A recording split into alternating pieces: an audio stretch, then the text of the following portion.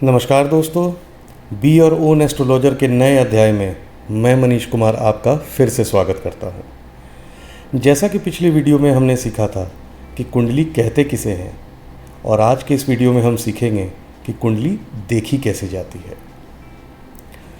पूरी ज्योतिष 9 ग्रहों, 12 राशियों, 27 नक्षत्रों और 12 भावों पर टिकी हुई है। अगर आपने इसको समझ लिया तो समझिए कि आप पूर्ण रूप से ज्योतिष बन गए। तो आइए शुरुआत करते हैं।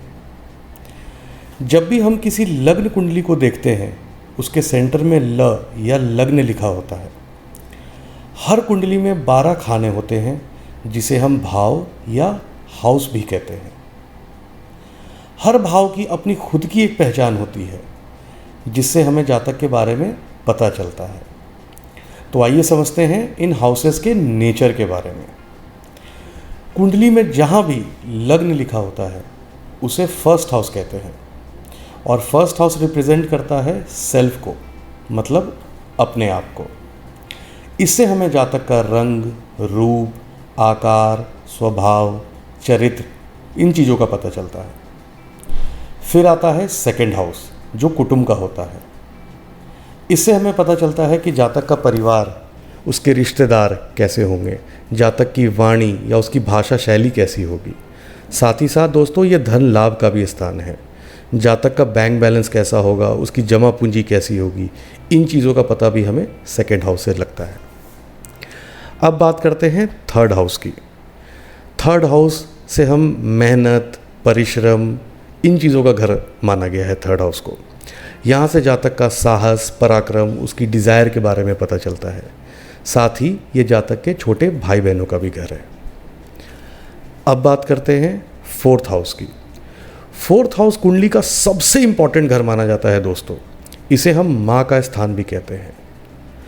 जिस तरह एक बच्चा सबसे ज़्यादा सुखी अपने माँ के गोद में होता है, ठीक उसी प्रकार जातक के जीवन की सारी सुख सुविधाओं के वस्तु, जैसे कि ज़मीन, जायदाद, मकान, दुकान, गाड़ी, यहाँ तक कि कोई भी लग्जरी आइटम्स, हम इसी हाउस से देखते हैं। अब आते हैं फिफ्थ हाउस पर। फिफ्थ हाउस से हमें जातक के एजुकेशन, उसकी नॉलेज देखते हैं।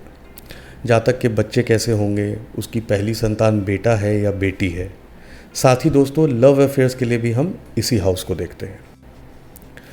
Sixth house. सिक्स्थ हाउस की बात करें तो इसे हम कुंडली का अच्छा घर नहीं मानते हैं। यहाँ से हम रोग, ऋण, कर्ज, शत्रु, दुर्घटना इत्यादि जैसी चीज़ें देखते हैं। अब आते हैं सेवेंथ हाउस पर। इस हाउस से हम पार्टनरशिप देखते हैं दोस्तों, जैसे कि जातक की लाइफ पार्टनर कैसा होगा या होगी, उसके अपने पार्टनर से बनेगी या नहीं बनेगी, बिजनेस में भी पार्टनरशिप अच्छी चलेगी या नहीं चलेगी, और रोज़मर्रा की जो इनकम है वो भी हम इसी हाउस से देखते हैं।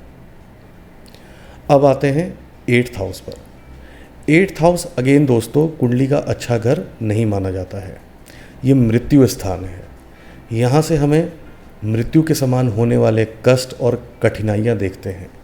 साथ ही साथ ये डीप स्टडी और मोक्ष का भी घर है।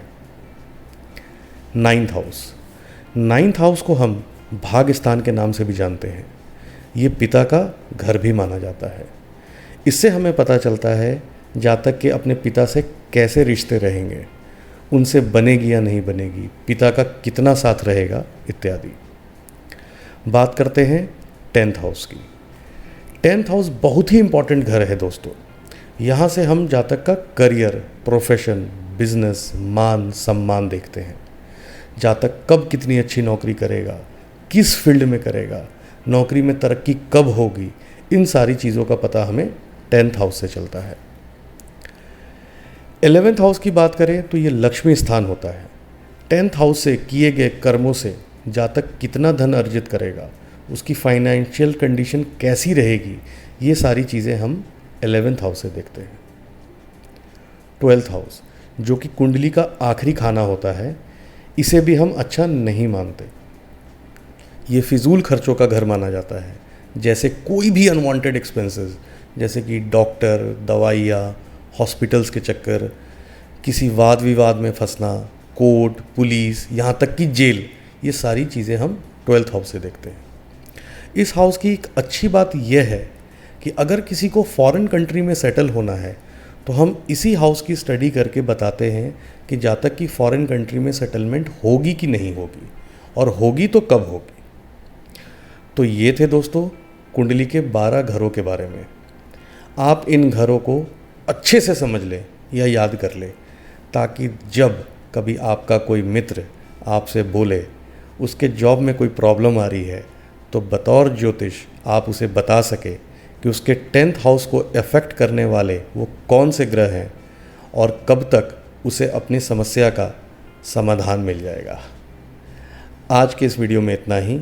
अगले वीडियो में हम राशियों के बारे में सीखेंगे और जानेंगे कि कुंडलियों में राशियों का क्या महत्व है और किस तरह हम किसी की भी राशि जानकर उसकी भविष्यवाणी कर सकते हैं।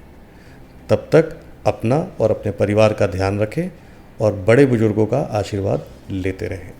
धन्यवाद।